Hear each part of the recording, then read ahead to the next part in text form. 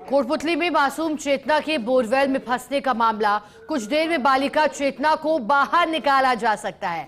शिकंजा नुमा यंत्र के माध्यम से बच्ची को निकाला जा रहा बाहर। फिलहाल जे हुक के माध्यम से बालिका को फंसाया गया है। अब एल सपोर्ट के सहारे टीम कर रही है खींचने का प्रयास। अभी तक बालिका को करीब 5 फीट तक खींचा गया ऊपर। बालिका चेतना को बचाने के लिए घटनास्थल पर उम्मीद जगी है। तकनीक सफल रही तो आधे घंटे में चेतना को बाहर निकाला जा सकता है। चेतना को सकुशल बाहर निकालने के लिए रेस्क्यू ऑपरेशन एनडीआरएफ और एसडीआरएफ की टीमों ने मोर्चा संभाल लिया है और चेतना अपने नाम के मुताबिक उम्मीद की किरण, सक्रियता, चेष्टा और अब वो उम्मीद फिर जगी है क्योंकि बताया गया है कि चेतना को बाहर निकालने का प्रयास तेज कर दिया गया है। एक हुक का प्रयास सफल साबित होता हुआ दिखाई दिया। अलग अलग पैतरे या कहे देसी जुगाड़ या फिर रेस्क्यू की भाषा में इम्प्रोवाइज्ड वर्जन अपनाए गए और कोशिशें तेज की गई। इस बार सहारा खुदाई का नहीं लिया गया क्योंकि एक तो खुदाई में समय ज्यादा लगता है, दूसरी तरफ मानवीय श्रम भी होता है, उपकरण भी चाहिए होते हैं और जटिल प्रक्रिया मानी जाती है।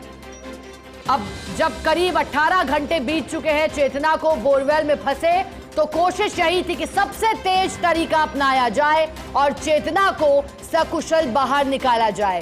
चेतना की मां की आंखों को याद कीजिएगा। आंखें उनके गाल और उनकी हाव भाव, चेहरे के हाव भाव स्पष्ट कह रहे थे कि जो दर्द उनका है वो दर्द किस कदर था जब उनकी बच्ची मासूम 3 साल की गिरी थी बोरवेल में। मां के आंसू नहीं थम रहे थे और हर कोई प्रार्थनाएं कर रहा था। अधिक जानकारी देने के लिए सहयोगी दिनेश हमारे साथ जुड़ गए हैं। दिनेश, जानकारी दीजिएगा। चेतना जल्द बाहर आ सकती है लेकिन समझना चाहेंगे जो प्रयास किया गया और ये जे हुक क्या है जिसके माध्यम से बालिका को बाहर निकाला जा रहा है और कितना समय बाहर निकलने में? देखिए, फिलहाल जो बालिका है उसको निकालने के प्रयास जारी है। एनडीआरएफ और एसडीआरएफ की जो रेस्क्यू ऑपरेशन टीम है वो लगातार रेस्क्यू में जुटी हुई है और जो कि जे हुक जिसके जिक्र हम कुछ देर पहले कर रहे थे, जे हुक में बालिका को जो कपड़े थे उनको अटकाया गया है और उसके बाद जैसे ही नीचे कुछ ऊपर खींचा और उसके बाद नीचे एल टाइप का जो यंत्र बनाया गया था उसको नीचे अटका लिया गया है और पहले जो पाइप लगाए गए थे उन पाइपों को पहले निकाला जा रहा है। इसके बाद बालिका को ऊपर खींचने का जो प्रोसेस है वो शुरू होगा। तो ये कह सकते हैं कि कुछ देर बाद बालिका को है वो निकाल लिया जाएगा। जो जिस तरह का यंत्र एनडीआरएफ की ओर से डाला गया है उसमें कुछ हद तक सफलता टीम को मिली है और कुछ देर बाद बालिका को बाहर खींचने का जो है वो प्रोसेस शुरू होगा। अब दिनेश, अभी तक कितने फीट खींचा गया है बालिका को? देखिए, पहले अभी ये कह सकते हैं कि जो टेक्निक अपनाई गई है उस टेक्निक को क्या सफलता मिलेगी उसको टेस्ट किया गया है। यानी कुछ ऊपर खींचा गया है। शुरू में 2 फीट ऊपर खींचा गया था, उसके बाद जो मिट्टी ऊपर थी उस मिट्टी को हटाने के लिए कुछ और ऊपर खींचा गया। उसके बाद जैसे ही जगह मिली है उस जगह पर एल टाइप का जो यंत्र था उस यंत्र को बालिका के नीचे लगा दिया गया है और अब यानी जो पहले कल आई टाइप के जो पाइप नीचे डाले गए थे उन पाइपों को पहले बाहर निकाला जा रहा है। उसके बाद खींचने की जो प्रोसेस है वो टीम की ओर से शुरू की जाएगी। यानी कि घटना स्थल पर उम्मीद जगी है कि चेतना को कुछ देर बाद है वो सकुशल निकाल लिया जाए और टीम भी इस बात को लेकर आश्वस्त दिख रही है। रेस्क्यू ऑपरेशन टीम है वो भी जो लगातार पिछले करीब 20-22 घंटे से लगातार रेस्क्यू ऑपरेशन में जुटी हुई है वो भी इस बात को लेकर आश्वस्त है क्योंकि कैमरे का जो मूवमेंट है वो भी हम दिखा रहे हैं कि मूवमेंट में हालांकि 3 से 4 घंटे से बताया जा रहा है कि बालिका का कोई मूवमेंट है वो दिखाई नहीं दे रहा है। ऐसे में बालिका को कुछ देर बाद निकालने की उम्मीद है वो देखी जा रही है। यानी कि दिनेश, आप और हम जिम्मेदारी से क्या ये कह सकते हैं कि अब किसी भी क्षण चेतना सकुशल बाहर होगी बोरवेल से?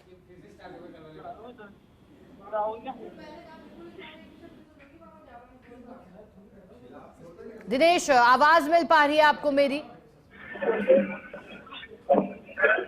देखिए, ऐसा प्रतीत हो रहा है कि कुछ बड़ा अपडेट सामने आ सकता है तस्वीरों के माध्यम से, क्योंकि जे हुक के माध्यम से बालिका को फंसाया गया और कहा जा रहा है कि लगभग 20-22 फीट तक बोरवेल से ऊपर खींचा जा चुका है और चूंकि लगभग 150 फीट में फंसे होने की बात थी, यानी कि अब तक 100-130 फीट अभी भी शेष हो सकते हैं। दिनेश, जानकारी आपसे चाहेंगे, मेरी आवाज मिल पा रही हो तो बताइएगा, क्या हम ये कह सकते हैं जिम्मेदारी के साथ किसी भी क्षण चेतना बोरवेल से बाहर होगी? दिनेश,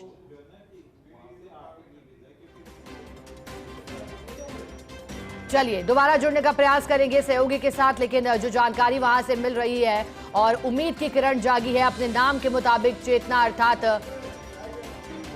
शक्ति, बुद्धि और सचित के लिए इस्तेमाल, इसका अर्थ और कुछ ऐसा ही प्रतीत हो रहा है।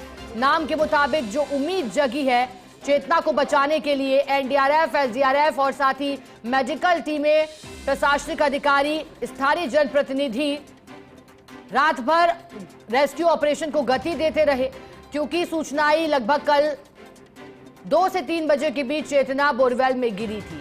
अब सहयोगी दिनेश कसाना हमारे साथ लगातार बने हुए हैं मौका स्थल से। दिनेश, क्या जानकारी वहां से? चेतना को बाहर निकालने में अभी कितनी देर और इंतजार करना पड़ेगा? क्या किसी भी क्षण बाहर आ सकती है चेतना?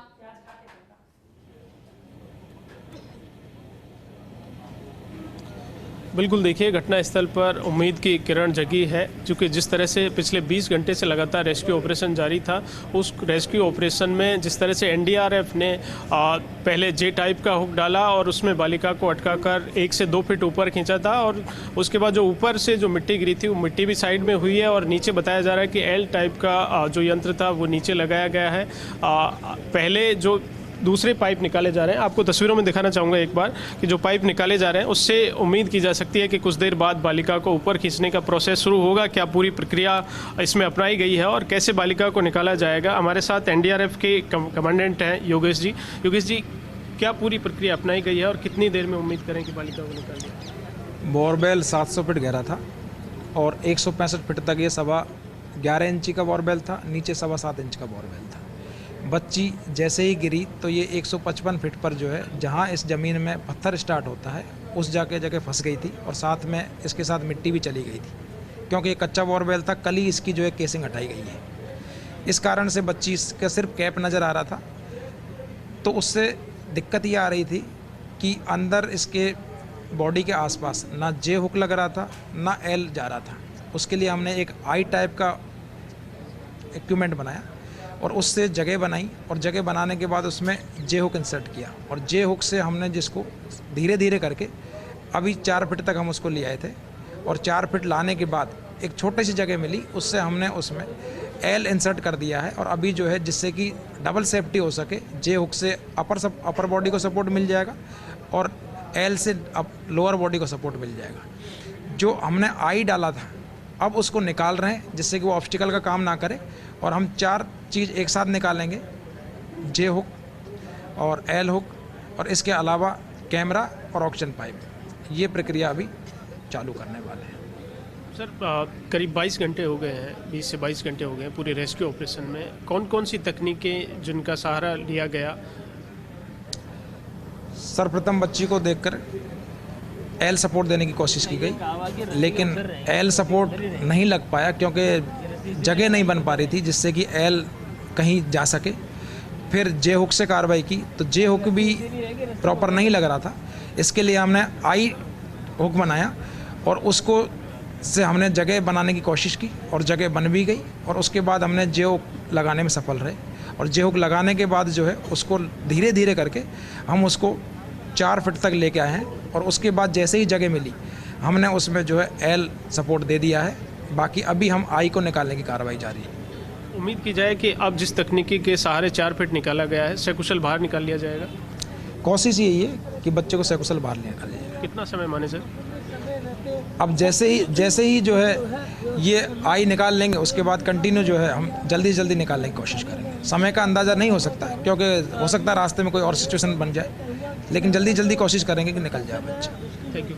तो बिल्कुल देखिए, पहले जिन तकनीकों को सहारा लिया गया था, उन तकनीकों का जो पाइप डाले गए थे उनको पहले हटाया जा रहा है, लेकिन बताया जा रहा है, जिस तरह से एनडीआरएफ के अधिकारी बता रहे हैं कि जे हुक और एल हुक में बालिका को उससे फंसा लिया गया है और किसी तरह की रुकावट या बाधा बीच में ना आए, इसके लिए पहले जो पाइप डाले गए थे उनको हटाने की प्रोसेस लगातार जारी है। आप देख सकते हैं टीमें लगातार जो है, चूँकि एक साथ अगर तीनों पाइपों को निकाला जाता तो उसमें समय अधिक लगता, और ऐसे में इसी समय को देखते हुए बालिका को सकुशल निकालने के लिए पहले जो पाइप थे उनको निकाला जा रहा है, और उसके बाद एल और जे के पाइप जिनके जरिए बालिका को निकाला जाएगा, उससे के जरिए उसके माध्यम से खींचने की जो प्रोसेस है कुछ देर बाद शुरू होगी। हालांकि समय को लेकर अधिकारी भी कुछ कह नहीं रहे हैं कि कितनी देर में निकाल लिया जाएगा, लेकिन आश्वस्त पूरी तरह से हैं कि इस तकनीकी के द्वारा बालिका को सकुशल बाहर निकाल लिया जाएगा।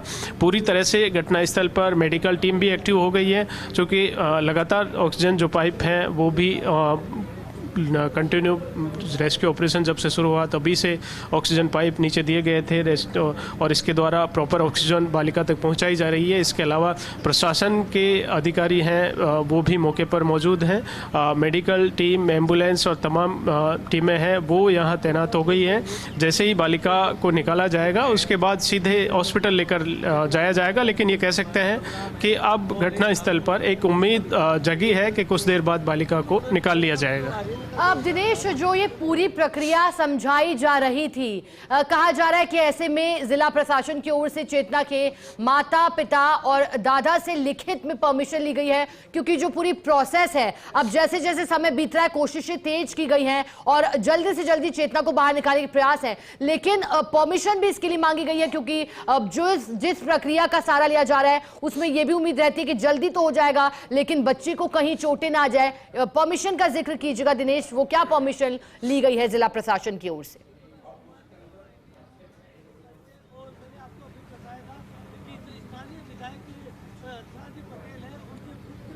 देखिए, तमाम फॉर्मेलिटीज़ जब भी रेस्क्यू ऑपरेशन शुरू होता है उसी वक्त कंप्लीट कर ली जाती हैं, और चूँकि घर वालों का भी यही है, जो परिजन हैं उनका भी, कि कैसे भी करके बालिका को सकुशल सुरक्षित निकाल लिया जाए। और इसी प्रयास में लगातार एनडीआरएफ और एसडीआरएफ की जो टीम है वो रेस्क्यू ऑपरेशन में जुटी हुई है। घटनास्थल पर चूँकि बड़ी संख्या में स्थानीय लोग भी मौजूद हैं, जनप्रतिनिधि भी हैं, वो भी यहाँ पर मौजूद हैं, और पुलिस प्रशासन के अधिकारी, चाहे उपखंड अधिकारी, जिनको भी हमको ने कुछ देर पहले आपको सुनाया किस तरह से लगातार रात से ही मौके पर डटे हुए हैं और प्रयास यही कर रहे हैं कि किसी भी तरह से बालिका को सकुशल निकाल लिया जाए। लेकिन ये कह सकते हैं कि जिस तरह कॉन्फिडेंट फिलहाल रेस्क्यू टीम दिख रही है कि जिस तकनीकी के इस्तेमाल अब किया गया है और इस तकनीकी में एक आंशिक सफलता फिलहाल मिली है, तो इस तकनीकी के जरिए अब बालिका को है वो ऊपर खींचा जाएगा। दिनेश, ये भी जानकारी थी कि रात को सीसीटीवी फुटेज में बच्ची के सिर का मूवमेंट दिखाई दे रहा था, लेकिन चूंकि गर्दन से नीचे पूरा शरीर मिट्टी में दबा था तो कोई मूवमेंट नहीं था। क्या मूवमेंट अब होने लगा है और अभी कितना समय और दिनेश लग सकता है? दोनों जानकारी।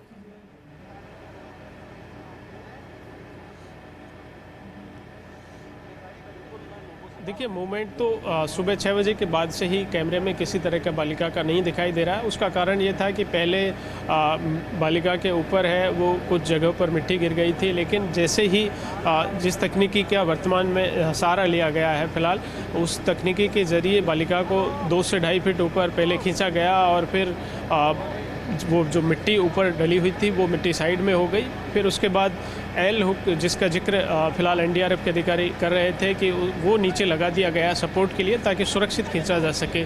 तो इस तरह से बालिका का मूवमेंट तो सुबह 6 बजे के बाद से ही नहीं है, लेकिन उसका कारण ये भी माना जा रहा है कि जो मेडिकल टीम के अधिकारी बता रहे हैं, हालांकि 24 घंटे तक मेडिकल बोर्ड कह रहा है कि 24 घंटे तक किसी तरह की बालिका को दिक्कत नहीं है। भूखे प्यासे, चूँकि किसी अभी तक जब से बालिका गिरी है कल दोपहर बाद से, तब से किसी भी तरह खाने पीने की सामग्री नहीं पहुंचाई जा सकी, लेकिन ऑक्सीजन प्रॉपर तरीके से वहां पर दी गई है।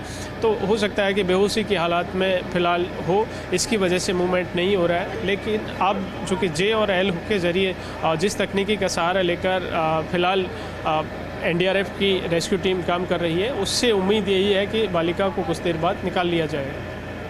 और अब ये भी कहा जा रहा था दिनेश के करीब 15 दिन पहले जो राजस्थान के दौसा में हुआ था, उसके बाद सरकार ने एडवाइजरी जारी की थी बोरवेल को बंद करने की, लेकिन चेतना को बचाने की मुहिम तो है, लेकिन क्या सिस्टम अभी तक नहीं चेता?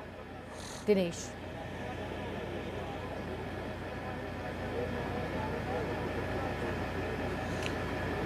देखिए, दौसा में भी हुई, बांदीकुई में भी हुई, आज कोटपुतली के कीरतपुरा में भी हुई है। ये तमाम घटनाएं हैं वो लगातार हो रही हैं, लेकिन इसके लिए प्रशासन ने की ओर से भी गाइडलाइन जारी की गई और स्थानीय लोगों को भी इसके लिए जागरूक होने की आवश्यकता है कि खुले में जिस तरह के जो बोरवेल हैं जिनमें लगातार दुर्घटनाएं हो रही हैं, वो खुले बोरवेल ना छोड़े। लेकिन ये एक अलग तरह का हादसा बताया जा रहा है कि कल जैसे ही पाइप निकाले जा रहे थे और वापस भरने की प्रक्रिया शुरू घर वालों की ओर से की जा रही थी, उसी समय यह हादसा हो गया। लेकिन आमजन को इसके लिए बेहद जागरूक होने की आवश्यकता है कि इस तरह की जो घटनाएं लगातार हो रही है, बिल्कुल दिनेश, आप सही कह रहे हैं कि प्रशासन के साथ साथ आमजन की भी जिम्मेदारी होनी चाहिए।